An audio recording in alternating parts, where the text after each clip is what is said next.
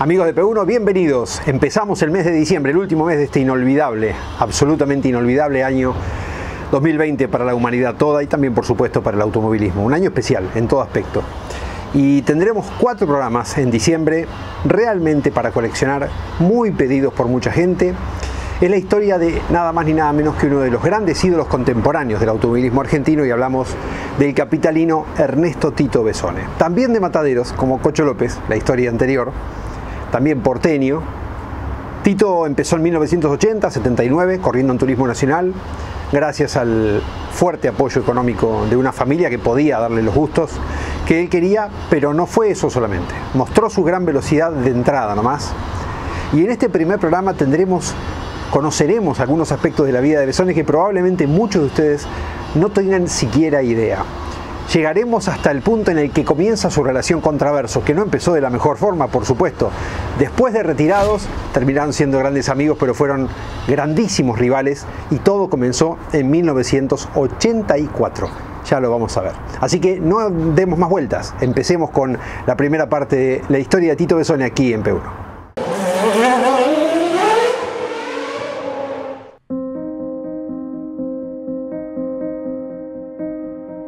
No tuve el apoyo de mi papá, aunque muchos imaginaran lo contrario, porque él corría.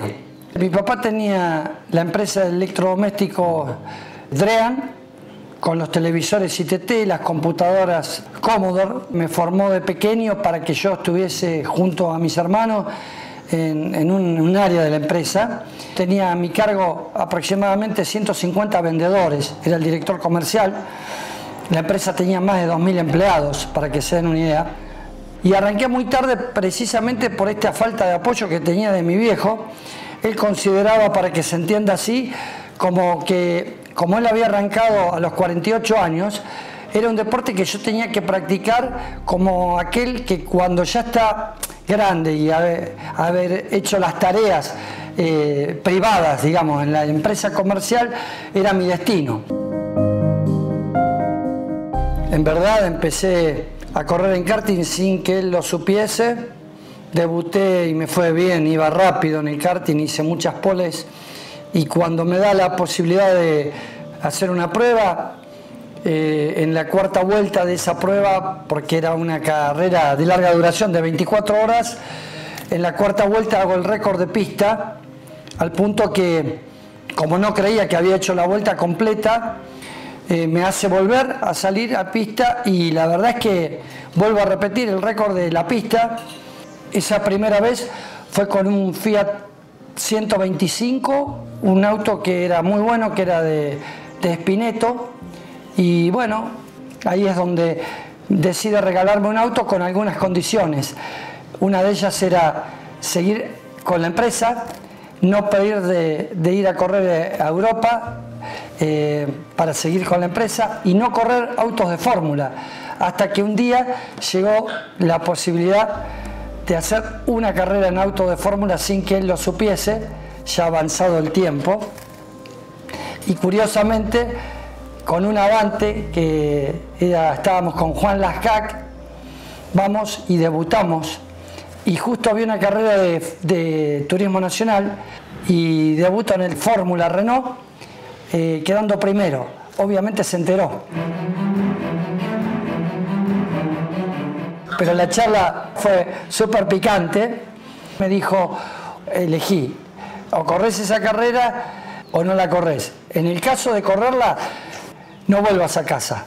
Y por una cuestión de respeto a él, agarré y decidí no correr, y me quedé con muchas ganas. Francamente me quedé con muchas ganas de hacer mi debut en la Fórmula Renault. Encima, y imagínense, en un circuito como Bahía Blanca, que era rapidísimo, y no saben lo que era para mí ese primer contacto en el auto de fórmula, acostumbrado a manejar una Coupé 125 con gomas de calle, que tenía un paso de curva muy lento.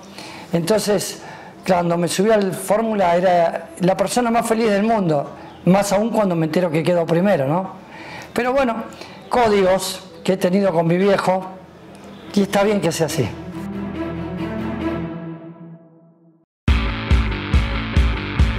A la hora de comprar el repuesto de tu auto importado, CBM Auto. Por su rapidez y calidad, yo, Norberto Fontana, te lo recomiendo. cbmauto.com.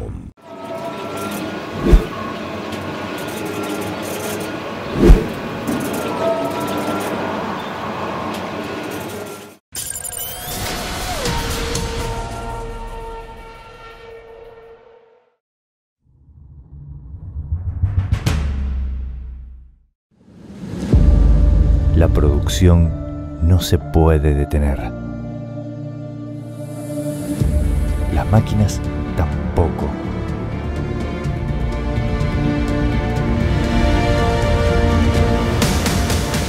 Urbi, Ingeniería Industrial.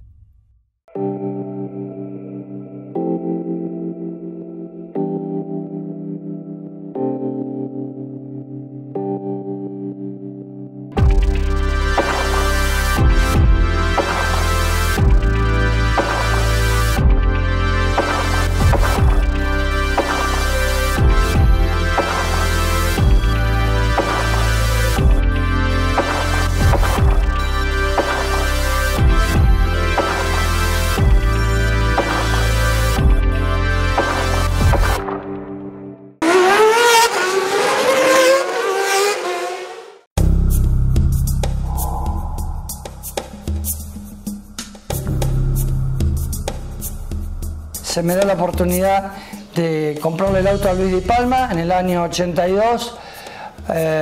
Manejo un Dodge 1500 de Luis. Debutamos en Las Flores junto con otros pilotos que marcaron después historia. Caso de Silvio Oltra o Marito Gairó. En mi debut creo que salí sexto en Las Flores con ese 1500 y en la segunda carrera con ese auto de Luis Di Palma que llevaba los colores de 4370, pero yo ponía la plata. Lo dejé así porque quedaba fachón. Yo venía ganando en la segunda carrera en Concordia porque se dio que fue con pista húmeda y venía ganando por una amplia diferencia y lógicamente levanto para que gane Luis, pero no levanto para que gane Jorge Omar del Río, que también llevaba los colores de 4370. Y algún que otro comentario hubo del que luego fue mi amigo Jorge Omar del Río como recriminándome, como ¿cómo vas a hacer eso? Y era mi segunda carrera de TC2000 en el segundo puesto y después se me hizo muy difícil porque el proveedor del motor era Miguel Ángel de Guidi y prácticamente todos los motores Volkswagen eran hechos por él, tanto los de TC2000 como los de la Fórmula. Y la verdad que me costaba mucho llegar, se rompían mucho los motores, no tenía la performance. Y ahí es donde viene la idea de Cocho López, que le dice a papá, ¿por qué no lo intentás hacer correr y que aprenda al lado de los consagrados? Estaban todos en el Club Argentino de Pilotos. Para ubicar a la audiencia, el Club Argentino de Pilotos eran la monomarca Datsun 280ZX, en la cual yo había corrido en un auto en turismo nacional con esas características, pero en verdad en esa categoría, que era la categoría de pista en ese momento que tenía a todos los corredores, era un gran desafío y lógicamente yo, por tanta insistencia de Cocho, logró convencerlo, hasta ahí no era profesional, de que hiciera esa categoría. Y bueno, empecé a trabajar mucho, porque yo me iba al autódromo 2 o 3 veces por semana con el auto andando. Esa era la realidad, ibas con las gomas de calle y la 280 tenía alerones, baberos, todo, pero eran todos iguales los coches. Lo único que vos podías trabajar era con la carga dinámica o con los amortiguadores. Y ahí empecé a hacer mi primera experiencia, al no tener la posibilidad de cambiar espirales o barras estabilizadoras, y el amortiguador no ser regulable, se corría con el JMF, Juan Manuel Fangio, que eran los Darbogue. Y me hice amigo de Jorge Racinet, que él por la tarde, luego de trabajar en Darbogue, tenía reparación de amortiguadores de calle y tenía una máquina que diagramaba amortiguadores y empecé yo a aprender de lo que era el amortiguador. Entonces empecé a experimentar con el amortiguador fijo esto de trabajar con durezas. Y en un punto fui avanzando, hasta que el auto terminé haciéndolo funcionar como si fuese un carrito de rulemanes, pero literalmente así. O sea, el espiral blando o el que tenía toda la categoría con las barras estabilizadoras que determinaban la categoría, pero con el amortiguador que literalmente no se podía bajar si no lo ponías en una prensa. Cuando fui avanzando en el campeonato y empecé a ganar carreras ese primer año, Luis Di Palma no podía creer como Cocho López, y obviamente muchos relacionaban que mi performance tenía que ver con la caja negra porque mi papá hacía televisores, imaginaban que el tema pasaba por ahí. Y en una carrera en Santa Rosa, que es la previa a lo que iba a ser la definición del campeonato, una vez más, como tantas otras veces, me desarmaban el motor, se llevaban la caja negra y se le ocurre sacar los amortiguadores, y cuando intentan bajarlos a mano, no los podían bajar, los tuvieron que poner una prensa literal para que baje el amortiguador, porque era prácticamente piñón fijo. Así manejaba yo, con el auto absolutamente duro, y obviamente era muy difícil de llevar, pero era muy rápido en la medida de agarrar sensibilidad para llevarlo. Tenía mucho training, muchas vueltas dadas, y bueno, llegamos a esa definición con Cocho López y Luis Di Palma en ese primer año que yo lo iba a utilizar como experiencia.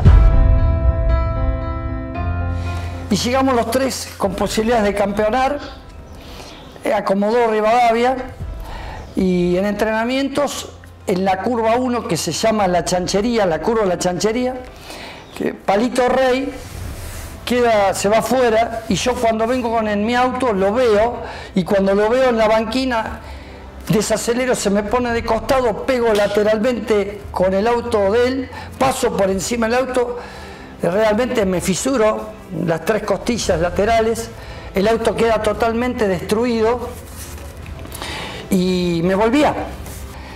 Y viene Carlos Paredes y me ofrece su auto para que pudiera tener la posibilidad de defender mi campeonato, mi primer campeonato en el Club Argentino de Pilotos. Y obviamente fue para mí una gran alegría contar con ese auto. Yo me tenía mucha fe. Entonces subí al auto ese, uno de los amortiguadores de mi auto estaba roto. Entonces agarré y directamente le puse 3 que estaban puestos en el auto y uno que tenía de repuesto, porque tenía amortiguadores de repuesto. Lo único que hice es ponerle mis amortiguadores y, sin conocer el auto, dar una sola vuelta con un auto desconocido y hacer la pole. Pero obviamente me vendaron porque estaba dolorido, pero ni nada, no existía el dolor. Era el objetivo y la decisión de ir por el campeonato. Al otro día ganó Cocho, yo salí segundo y gané el campeonato. Y al año siguiente pasaron cosas. Tuve la posibilidad de conocerlo a Traverso, que hacía carreras esporádicas. Aparecía, no aparecía en la categoría, pero bueno, apareció con la intención de darle continuidad. Y ahí empezó la rivalidad con él, porque en un entrenamiento en Buenos Aires, yo desde la bajada del tobogán a la horquilla, en un entrenamiento sin sentido alguno, bajo y me tiro en la frenada y lo toco, pero un entrenamiento de semana.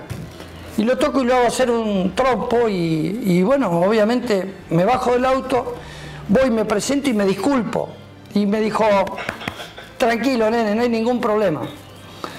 Y la realidad es que Dios quiso que en la carrera siguiente, que fue en Allen, nos cruzáramos en la pista y en un lugar donde nadie nos veía, en plena carrera me pegó el bombazo más grande que recibí en mi vida, en plena recta. Y me tiró a la mierda, literalmente. Me tiró a la mierda. Y yo lo esperé en boxes y no estaba pensando mucho en esto de lo que se podía hacer o no. Y le sacudí y le erré. Pero le sacudí un derechazo y le erré. Pero ahí empezó en donde me empezó a decir, a este que se cree que le voy a borrar el 1 de la puerta, ese que tenía. Y bueno, lo concreto es que ese año, con mucha rivalidad, que era duro enfrentarse desde lo dialéctico con Traverso, porque él tenía la fuerza de ser traverso y la trayectoria, y yo simplemente un campeonato del CAP, pero yo no me callaba. Y le digo, bueno, vamos a hablar en la pista, le contestaba, vamos a hablar en la pista. Y ese segundo año en el CAP salí campeón, pero con 5 fechas antes de terminar el campeonato.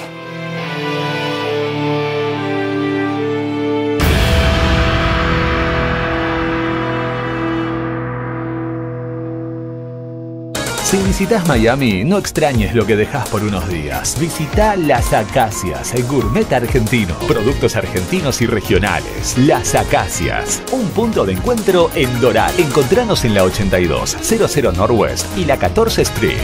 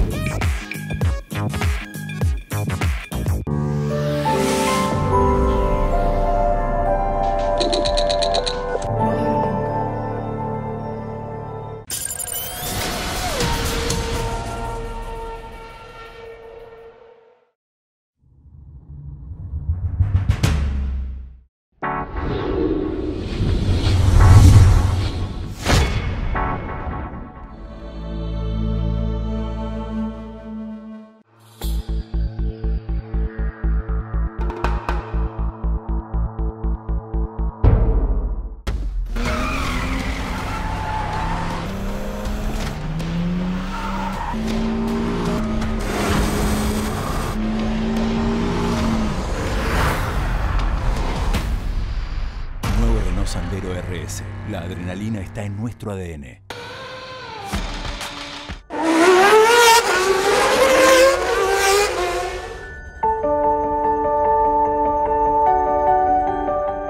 En el 85 el desafío era ir a correr en una categoría similar que se llamaba Firehawk, pero eran de larga duración. Me acuerdo como si fuese hoy, conceptualmente era lo mismo, pero tenías la posibilidad del amortiguador, el CONI, que era regulable, y yo me fui con más o menos 20 amortiguadores, aproximadamente 5 juegos de amortiguadores, y cuando le cuento a Cupeiro esto, me dice, Tito, en el país de la Coca-Cola vos te vas a llevar la Viducola. Me acuerdo como si fuera hoy. Fuimos con Tato Ferrea, con Paco Mayorga, que era mi compañero de equipo, era de a 2 pilotos. Tato se ocupó del armado del auto y yo me ocupé no de llevar CONI. Le dije, ¿qué peso tiene? ¿Qué dureza de espiral tenemos? Va este juego de amortiguadores. Después de haberlo asentado, que me iba y venía a Orlando, y como la velocidad permitida en 55 millas, iba en tercera, justamente a 55 millas, pero en revoluciones, porque si no, no se asentaba. Era una 300 turbo, una Nissan 300 turbo. Me empiezo a sentir mal, muy mal, entonces todos los días le poníamos una cantidad de horas para ablandar el auto nuevo, y me acompañaba mi ex mujer, me acompañaba Roberto Paredes, y me empiezo a sentir mal, y mi ex mujer se sentía mal también. Le dieron hepatitis y yo también doy hepatitis. Y le pregunto a un médico amigo de Paco Mayorga qué tenía que hacer. Y me contesta este amigo de Paco, mira, Tito, en la guerra de Vietnam, muchos soldados pelearon creyendo que tenían gripe y tenían hepatitis. Hacé lo que sientas arriba del auto. Imagínate, yo, año 85, tenía 27 años. Era decirme, andá y corré, imagínate. No me podía mover cuando estaba en la casilla rodante. Estaba con muchísima fiebre, con los ojos rojos, rojo profundo. Y salimos, y cuando llegamos había más o menos 100 autos. Es como que nos queríamos volver nosotros con nuestro equipo argentino. ¿Y qué estamos haciendo acá? Claro, lo que hicimos, como se corría con las Firestone, por eso se llamaba Firehawk, lo que hicimos con la viveza criolla es tornear las gomas, como se hacía en el TC, torneamos las gomas, asentamos las gomas, y justo cuando llega el momento de clasificar Sebring, pista de la segunda, un aeropuerto de la Segunda Guerra Mundial, concretamente una vuelta de más o menos 3 minutos y medio, salimos a clasificar con lluvia, 100 autos, todas las marcas y los pilotos más reconocidos, porque era el principio de esa categoría. Salgo a clasificar y me dice Paco, dale Tito. Hicimos la pole, le sacamos el segundo, 3 segundos y medio en el agua. Increíble ver nuestro Nissan y casi 90 y pico de autos por detrás con todas las marcas que se imaginen. Bueno, todo estaba perfecto, ya con piso seco, largué y esa carrera de 6 horas manejé con hepatitis 3 horas 40 minutos de las 6 horas. Y veníamos ganando y perdimos la carrera y salimos quinto porque en vez calculamos el desgaste de la pastilla delantera y dejamos las originales atrás y se nos gastaron las traseras. Perdimos tiempo al cambio de pastilla y terminamos quinto, si no ganábamos. Termina la carrera y le dije, Paco, me vuelvo a la Argentina, pero me vuelvo para todo el año. ¿Por qué, Tito? Porque no voy a aprender, porque son carreras de larga duración y yo estoy para andar a fondo todo el día. No es lo mío, yo quiero andar a fondo. Me entendió y dice, quédate tranquilo. Y volvimos a la última carrera de lo que entiendo yo fue el año más importante de mi carrera deportiva, más allá de no haber ganado el campeonato, y ahora lo voy a explicar por qué. Volvimos a la última con Paco, con Cacho Ruech y con Silvio Oltra, donde perdió la vida François Sever en Walking Lane. Me dice, Paco, clasificá vos. Clasificamos de nuevo, después de que todo el año corrieron, dimos una vuelta, hicimos la pole de nuevo y después de 24 horas terminamos tercero, veníamos ganando y a la noche se puso a llover y en un momento perdimos bastante tiempo porque se fue afuera, no recuerdo si Paco o Cacho Ruech, y Paco después del turno que había hecho me dice, volvete a subir al auto. Y me acuerdo como si fuese hoy, que nos habían sacado muchas vueltas y en esa noche de mucho frío y de mucha lluvia, era como una nevisca, pudimos recuperar 2 vueltas. Y cuando me bajo del coche y viene Jochen Mass, dice, ¿quién manejaba el Nissan? Yo, y me dio la mano Jochen Mass, porque seguía la evolución del equipo. Realmente una época donde la verdad el nivel era muy elevado, el que traíamos, sobre todo, para ser claro, de este tipo de autos. Así que tengo ese recuerdo de la primera y de la última carrera, que repito, salimos tercero. Por supuesto, hizo un trabajo maravilloso todo el equipo, o sea, yo te estoy contando esa parte corta de las 24 horas de Walking Lane, pero Silvio manejó increíble, Cacho también, lo mismo hizo Paco. Y en el medio vine y me hice la fuego. Cuántas cosas, ¿no? Armé la fuego y ahí empezaba su gran historia en el TC2000, que había tenido aquellas sueltas carreras, pocas carreras del 82 con ese 2500 de Di Palma, y que porque se quedó sin el apoyo del motorista, de Miguel de Guidi, que era el que proveía la potencia en esos años con los 2500, lo llevó a elegir otro camino, el del CAP, donde ganó 2 campeonatos consecutivos, 83 y 84. Bueno, empieza la era de sus grandes rivalidades contra Verso, pero la semana que viene nos enteraremos por qué empezó con una Coupe Fuego y un año después, a pesar de ser el primer ganador con la Fuego, el primer ganador de Renault, terminó pasándose a Ford y pasar de las huestes en las que podría haber sido uno más de la familia Renault como Traverso a ser el gran rival. Traverso no estaba todavía, cuando Besone corría con la Fuego, Traverso no estaba todavía dentro de una Fuego oficial, estaba con el Renault 18, todos lo sabemos, el de Autodelta, y al año siguiente, con el desembarco fuerte de Renault, es Besone quien se corre la marca para ser rival de Traverso. Muchísimas historias apasionantes que tendremos la semana próxima también en la segunda parte de la historia de Tito Besone. Los esperamos aquí, como cada semana en P1. Hasta entonces.